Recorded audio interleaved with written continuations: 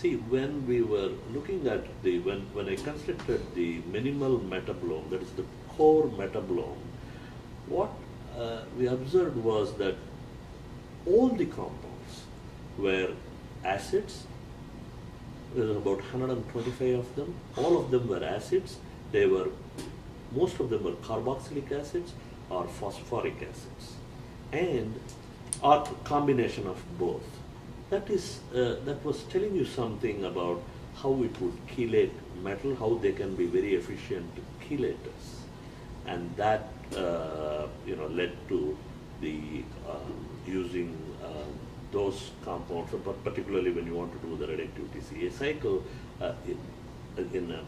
experimentally you want to do that, because in modern, currently, in extant organisms, the contemporary organisms where reductive TCA cycle is functional, it has about 12 reactions and 11 or 12 reactions, and each one of them is being done by enzymes. Now, enzymes are proteins, and the proteins are made up of, they are polymers of amino acids. Now, the belief is that reductive TCA cycle gives you the basic source. It serves as a source tank for making the rest of the metabolome, including the amino acids, including the nucleotides, which are basic building blocks of proteins, for amino acids for proteins, and nucleic acids for ribozymes, for example. So those are enzyme catalysts. But then we run into chicken or egg, which came first problem, because if you say that RTCA cycle, the reductive TCA cycle, from which you have to get this source material to generate your amino acids, for example, for enzymes, protein enzymes, but then you are saying that in the organisms, each one of these reactions is being catalyzed by enzymes.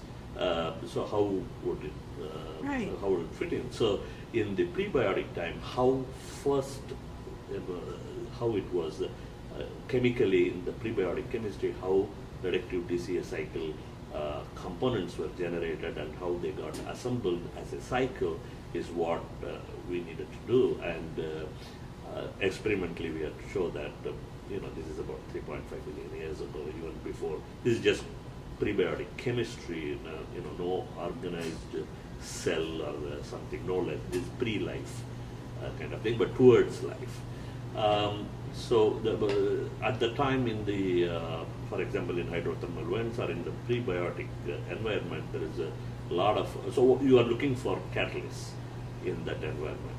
The one that is, and you know that all the components of, all the compounds of RTCA cycle, about 11 compounds, they are all, each one of them, each one of them is carboxylic acids.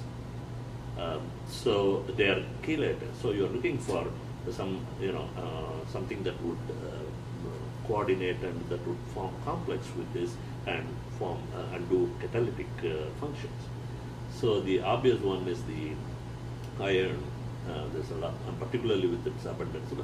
No, transition metals in general, they're well-known catalysts. They can play with the redox states and with the d orbitals.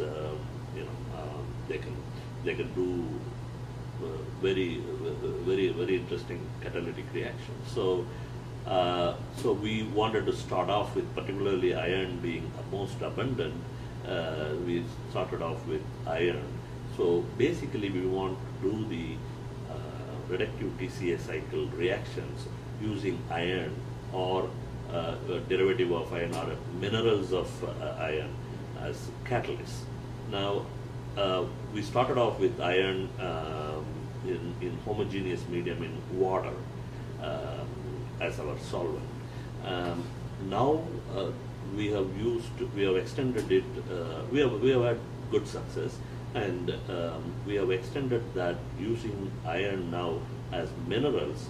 There are two kinds which we can use. One is the pyrrhotite. Both of them are iron sulfides, but one is soluble in citric acid, the pyrrhotite. So that gives you a homogeneous catalysis. The other one is most recently, the last 2 weeks we have been using is the pyrite one, which has been claimed by other people that that could be the catalyst in the prebiotic times for the TCA cycle. So that we have been using, and interestingly, in both the cases, we get the products of citric acid cycle.